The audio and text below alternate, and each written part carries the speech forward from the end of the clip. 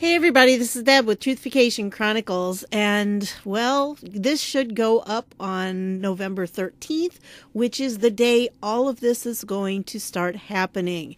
So I wanted to make sure you're informed and you know what's going on, and unless things glitch up on me, which has been known to happen, this should be up at 7 o'clock, and that'll give you 3 hours lead for when the hearing actually starts. So anyway, this is a press release that went out from Adam Schiff, and it was put out today, November 12th. And it's very interesting on this because this says media advisory. Now, I've seen a lot of these press releases like this that talk about different hearings, but I've never seen one that had a media advisory on here. And we'll talk about what that exactly means in just a minute. But anyway, on Wednesday, November 13th, 2019, at 10 o'clock a.m. Eastern Time, the House Permanent Select Committee on Intelligence will hold a full committee open hearing for the impeachment inquiry with witnesses Ambassador William B. Taylor and Mr. George Kent. Okay, those are the only two that are appearing, and they are both witnesses that the Democrats are calling. So in other words, nobody that the Republicans are calling is going to be there. And we're going to talk about exactly who those people were in just a minute, because I've got Devin Nunes' letter that lists them all and the reasons for why they should appear. Anyway, so this is going to be a full committee open hearing for the impeachment inquiry. And these are the two people. William B. Taylor is the charge d'affaires of the United States Embassy in Ukraine, and Mr. George Kent, who is the Deputy Assistant Secretary of State for European and Eurasian Affairs. It's going to be November 13th. Here's the link, and you'll be able to view it, even if you're not going to see it till Wednesday evening. So there is the link. I wanted to make sure you knew that was there too. And notice what it says here. This is what the whole media note up at the top was about.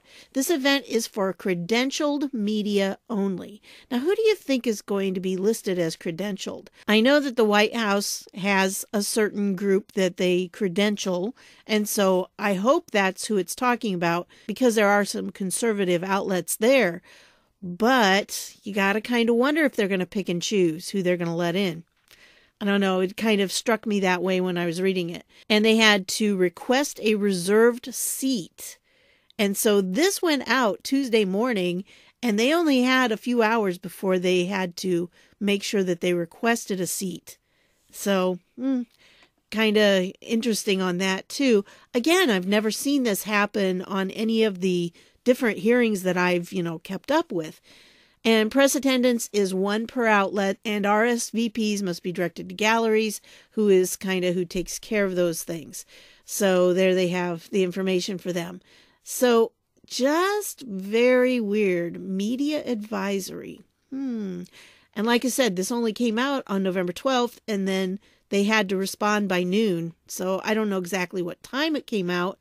This is a letter by Devin Nunes, and it was put out on November 9th. Now, if you've been watching Fox News or some of the other media outlets, you may have already heard who the different people were that the Republicans want to bring in as witnesses. But this is the actual letter, and it's dated November 9th. And it's to Adam Schiff, of course, because he's the chairman, and essentially he's running the show, because that's what that resolution did. And if you haven't seen the video on the resolution, you need to go watch that, because pretty much it put Adam Schiff in charge of everything. And if he doesn't like the list of people that Devin is about ready to give, he can say no. And the only remedy that the minority has is to bring it to the whole Intel Committee, and the Intel Committee is predominantly Democrat. So it's not like they're going to go against Schiff, but it's just so rigged. It really is. Amazingly so. And it's hard to believe in the United States. If you watch my video on the Bill of Rights, all you have to do is read them, because this whole impeachment inquiry thing is so in violation of Donald Trump's rights, according to the Bill of Rights.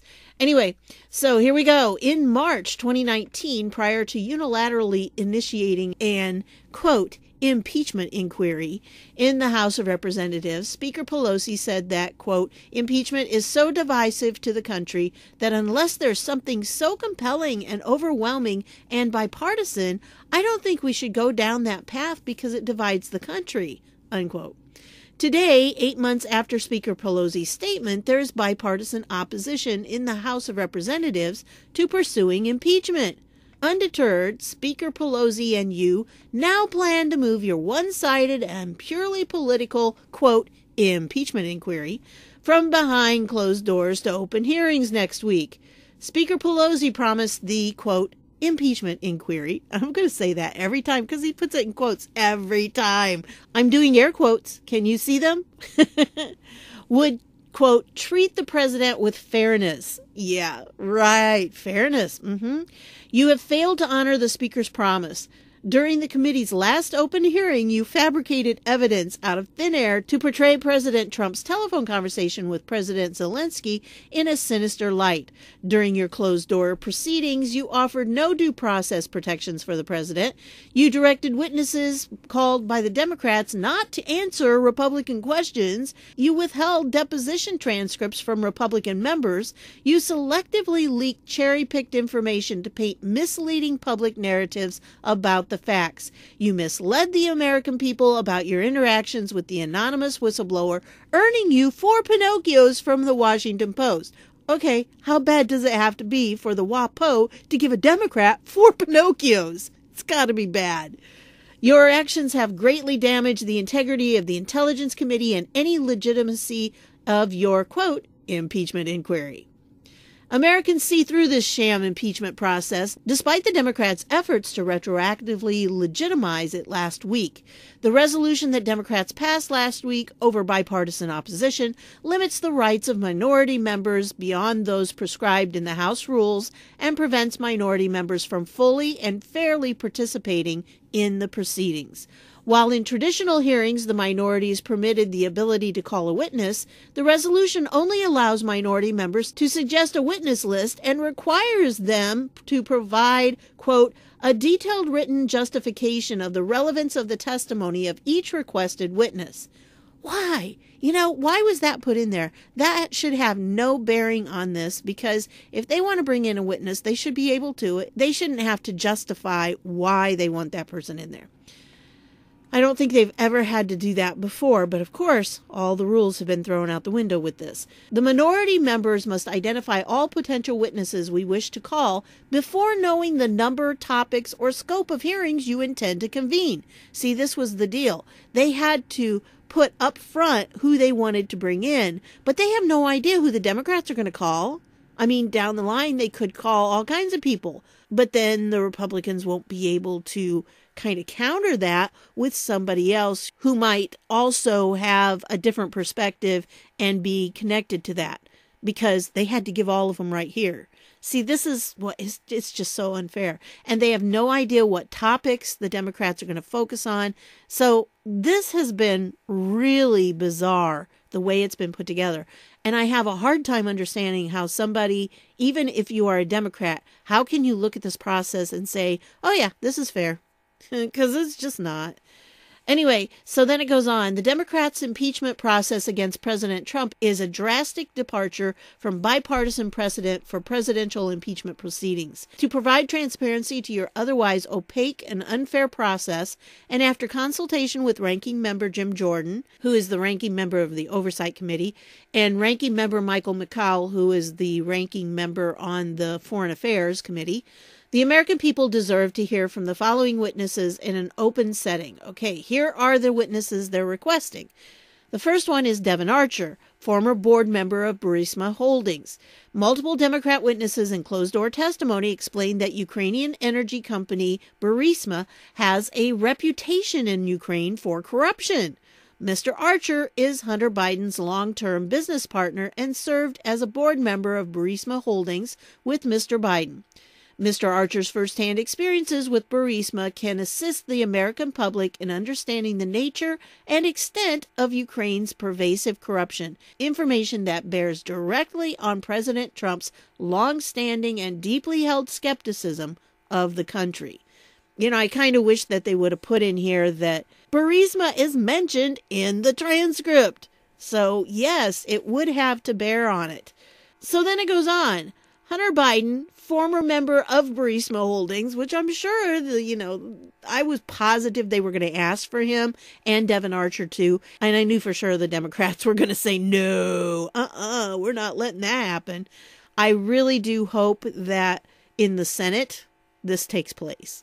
These are the people I want to hear from, and I really hope the Senate does that. But remember, if you remember that one video of mine, yes, the Senate is trying to get the correspondence between Hunter Biden and about Burisma Holdings. They want to get that information, all the emails and everything that was going on with the State Department about that.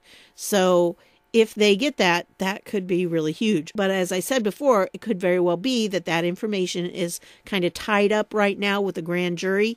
So, you're not sure until the indictments come out. You really won't know for sure. And yes, folks, there are going to be indictments before the end of this year. And I'm pretty sure we're going to see some real soon. So hang in there. Anyway, so Hunter Biden here, as stated previously, Burisma has a reputation in Ukraine for corruption, according to public reporting. Burisma recruited Mr. Biden to its board to improve its public image at a time when Mr. Biden's father, Vice President Joe Biden, was the Obama administration's point person for Ukraine policy. Mr. Biden reportedly received $50,000 a month for his presence on Burisma's board. Just so much money. Deputy Assistant Secretary George Kent testified, and he raised concerns in 2015 to Vice President Biden's office about the appearance of a conflict of interest stemming from Mr. Biden's position on Burisma's board. Ambassador Marie Yovanovitch testified that the Obama State Department prepared her to address Mr. Biden's position on Burisma during her confirmation hearing to be ambassador to Ukraine. As with Mr. Archer, Mr. Biden's firsthand experiences with Burisma can assist the American public in understanding the nature and extent of Ukraine's pervasive corruption, information that bears directly on President Trump's longstanding and deeply held skepticism of the country. And again, I would like to see in there, because it ties directly to what he was talking about in the phone call. Duh. Anyway, Alexandra Chalupa, former Democratic National Committee staffer during the 2016 U.S. presidential election. Alexandra Chalupa, a former DNC staffer and contractor, worked with the Ukrainian embassy in Washington, D.C. to try and get political dirt on then-candidate Trump's campaign. She has admitted to providing anti-Trump dirt to the DNC and the Hillary Clinton campaign, and to discussing such dirt with then-Ukrainian ambassador to the United States, Valery Chaila. Given President Trump's documented belief that the Ukrainian government meddled in the 2016 election to oppose his candidacy, which forms the basis for a reasonable desire for Ukraine to investigate the circumstances surrounding the election and any potential Ukrainian involvement, Ms. Chalupa is a prime fact witness who can assist Congress and the American public in better understanding the facts and circumstances surrounding Ukrainian involvement in the 2016 election. David Hale, Undersecretary of State for Political Affairs. The three committees, that would be the Oversight, Intel, and Foreign Affairs, interviewed Undersecretary Hale on November 6, 2019. Undersecretary Hale has direct knowledge of U.S. government policy with respect to foreign assistance and foreign assistance review, which is critical to informing the American public's understanding of President Trump's posture on such matters. Given Undersecretary Hale's firsthand knowledge of events preceding and surrounding Ambassador Yovanovitch's recall from Ukraine, as well as Undersecretary Hale's communications with Ambassador Taylor regarding Ukraine matters, the American people deserve to hear from Undersecretary Hale. Tim Morrison, former Senior Director for European and Russian Affairs on the National Security Council, to testify on the same panel as Lieutenant Colonel Alexander Vindman, assuming you request Lieutenant Colonel Vindman to testify. This one, I just thought it was funny because they want him on the same panel. So when Vindman says something that's not true, this Tim Morrison can come back and say, no, that's not it. So I think that is really brilliant. But again, the Democrats aren't going to let that happen. They need to protect their assets, and so they're not going to do that at all. The three committees conducted a deposition of Mr. Morrison on October 31st, 2019. You have yet to release Mr. Morrison's transcript. Why do you think not? Because his transcript exonerated Trump, and they don't want to let that one out. But yet, he was one of the first ones that they brought in, I think. However, Mr. Morrison was one of the few witnesses who listened on the president's July 25th phone call and subsequently dealt with matters on the NSC related to U.S. military assistance to Ukraine. In other words, he was a first-hand witness. He was right there. He knows what was said. That's why they want him in there against Vindman, who I don't believe was on that call. And so that's what they're trying to say. If you intend to call Lieutenant Colonel Alexander Vindman, who worked for Mr. Morrison, to publicly testify, the minority requests Mr. Morrison sit on the same panel as Mr. Vindman, which again, they're not going to let happen. And then Nellie Orr, former contractor for opposition research firm Fusion GPS, in a 2018 interview with the House Judiciary and Oversight Committees, Ms. Orr stated that during her work with Fusion GPS, that ultimately assisted in the production of the Steele dossier, comprising false allegations against then-candidate Trump, Fusion GPS used information from sources in Ukraine, including Serhiy Leshenko, who recently lost his post from the Ukrainian parliament. Given President Trump's documented belief that the Ukrainian government meddled in the 2016 election to oppose his candidacy, which forms the basis for a reasonable desire for Ukraine to investigate the circumstances surrounding the election and any potential Ukrainian involvement, Ms. Orr is a prime fact witness who can assist Congress and the American public in better understanding the facts and circumstances surrounding Ukrainian involvement in the 2016 election. Ambassador Kurt Volker, former U.S. Special Representative for Ukraine negotiations, to testify on the same panel as Ambassador William Taylor and Deputy Assistant Secretary of State George Kent on Wednesday, November 13, 2019. Now remember, this is who's testifying right here. And guess what? His name's not on there. It's just Taylor and Kent. Those are the only two. They're the ones that are going to be there. They were requesting that they bring Volker back on that same panel. The three committees conducted a transcribed interview of Ambassador Volker on October 2nd, 2019, and you subsequently released the transcript of the interview on November 5th, 2019. Given Ambassador Volker's role as a primary interlocutor and trusted confidant of the Ukrainian government, as well as his first-hand knowledge of the circumstances surrounding Ukraine, to include discussions with Mayor Rudy Giuliani, Ambassador Gordon Sondland, Ambassador William Taylor, and others, the American people deserve to hear from Ambassador Volker in public on the same panel as Ambassador Taylor and Deputy Assistant Secretary of State Kent for the same reason.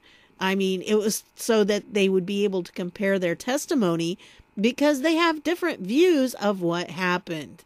The anonymous whistleblower whose secondhand complaint initiated the Democrats' quote, impeachment inquiry. Because President Trump should be afforded an opportunity to confront his accusers, the anonymous whistleblower, we know who that is, the name that shall not be spoken, should testify. In addition, the Inspector General of the intelligence community reported that the whistleblower had a bias against President Trump, and public reports indicate that the whistleblower worked closely with Vice President Biden.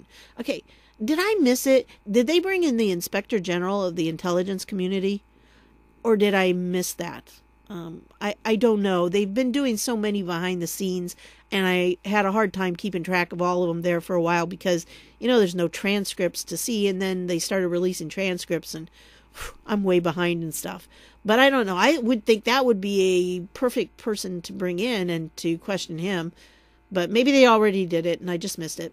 Moreover, given the multiple discrepancies between the whistleblower's complaint and the closed-door testimony of the witnesses, it is imperative that the American people hear definitively how the whistleblower developed his or her information and who else the whistleblower may have fed the information he or she had gathered, and how that treatment of classified information may have led to the false narrative being perpetrated by the Democrats during this process. And then, all individuals relied upon by the anonymous whistleblower in drafting his or her secondhand complaint. In the whistleblower's complaint, the whistleblower suggests that he or she received accounts of President Trump's July 25th phone call with President Zelensky and associated information from, quote, more than half a dozen, unquote, sources. These sources provided information that does not match the closed-door testimony from witnesses, particularly as it relates to whether the president actually conditioned a face-to-face visit or U.S. military assistance on opening an investigation into the president's political rivals. The whistleblower's complaint alleged that most, if not all, of these individuals had first-hand information related to the whistleblower's claims, making their testimony particularly relevant to the American people. Yeah, that would make sense. So instead of having somebody who wasn't there and is just telling what somebody told them, then you get the first-hand source. This is what you do in a court of law. This is how you get to the truth. But that's not what they're interested in. We expect that you will call each of the witnesses listed above to ensure that the Democrats' quote, impeachment inquiry treats the president with fairness, as promised by Speaker Pelosi. Because the Democrats' resolution unfairly restricts minority rights, and because you have provided no information about which witnesses you may invite to testify at future hearings not yet scheduled, we reserve our right to request additional witnesses, if necessary, as you announce additional hearings. Your failure to fulfill minority witness requests shall constitute evidence of your denial of fundamental fairness and due process. Okay, so far, I've not heard that they've given a go-ahead on any of these people. Obviously not he whose name you cannot speak. And so, yeah. I just thought this would have been a really good one to put Volker in there. But of course they did not, because he's not on the list. And they're not going to add him at the last minute. And then I'd like to see Nellie Orr. Yeah, I'd like to watch her being questioned. I mean, I read the transcript. It's just not the same. And that's the whole point of having it in the open, because when you're reading transcripts, you can't pick up on a lot of the subtle things that they give. You know, the little clues and things. If you watch the Body Language Ghost, you know what I'm talking about. There are just body language clues that show you how they're reacting to your questions if you're asking them things. And, you know, that kind of situation is a lot different than if you have a situation where you're just reading that transcript. You can't really tell the inflection of their voice. You can't tell if there's any movement of their face. Are they being stony about it, or are they actually looking like they agree with what they're saying? There are a lot of tells like that you have to be able to see when you're trying to find out if a witness is telling you the truth or not. And when you only read a transcript, it's just not the same. You can't get that inflection in their voice. You just don't get the same effect on it. So, what am I going to be doing tomorrow? Well, today, the day that this comes out, yep, this is where I'm going to be. I'm going to watch it. Oh, it's going to be interesting. And I have no idea how long this is going to last. It starts at 10, which is kind of generous. Usually they start at 9 o'clock. And the next one will be at 9 o'clock. They're having another one on Friday. And I can't remember who's going to be in that. But this is the one, the biggie that's going to start them all off. So it'll be interesting to see. I am so glad they put Jim Jordan over onto the Intel Committee, because he does a great job with his questioning. So it's going to be a very interesting time. And here are the members we can look forward to. We have Devin Nunes, who's been in this, up to his neck, really. He knows what's going on. Mike Conaway, Michael Turner, Brad Wenstrup. I remember seeing him a few times, and he did some really good questioning. I believe he's a doctor. And Chris Stewart, Rick Crawford, Elise Stefanik, Will Hurd. And, I tend to think that he's a little bit of a rhino, but I could be wrong on that. But from what I've seen, he seems to be, but he's really been speaking out lately. And then John Ratcliffe. That will be a stellar person to watch as well. There will be a few of them to really watch, and I tend to think that they're all going to shine when they get a chance. It's going to be very interesting. And my prediction is that, first of all, Schiff will step in a few times when the Republicans are trying to ask questions. He's probably going to step in and limit what the witnesses have to say. So he's going to protect the witnesses that way. That happened before, and I believe it's going to happen again. I also think when you're watching this, you're going to see really two different styles of questioning. You're going to have a questioning from the Democrats that say, well, you just tell us your story, and we want to take care of you and protect you from the mean old Republicans. I think that's how you're going to see them do that. I think that's going to be their tone. And then the Republicans are going to do kind of a surgical strike. They're going to go in. They have specific things they want to know. They know if they can get the admissions of certain things, it will just totally destroy the Democrat narrative. And so that's what they're going to be focused in. It is a strategy they're going to have to be working, and I'm pretty sure they've been preparing for it for the last few days, so they're going to be ready to go. I'm anxious to see what they're going to say and how it's all going to play out. I think that the Democrats are going to try their best to make the Republicans look like big old meanies. That's really what I think they're going to do, because remember, this is a charade. When they do this, the Democrats are just going to want to promote their narrative, and so everything they're doing is focused on that. They don't want the truth, okay? They're not looking for truth. They're looking for little sound bites that are going to further their narrative on the news today. And then the Republicans, on the other hand, they're wanting to find the truth. What is the truth? You know, if Donald Trump is guilty of something, they would like to know that, because, you know, it smears the entire Republican Party. So they want to make sure he genuinely did nothing wrong, which is what everything is showing right now. And obviously the transcript coming out just blew away the whole whistleblower narrative that they were trying to work on. So now we're in this situation.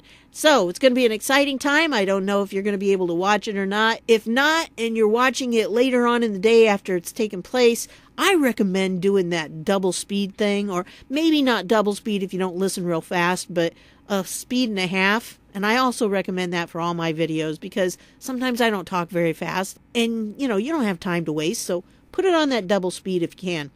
But it's a great tool to use, especially with hearings like this. You can really get a lot more listened to, and it takes up less of your time because we're all busy, right? So anyway, that's what I've got for you on this one, and I'll let you know how things go Thursday morning. So thanks for stopping by. I'll see you all later.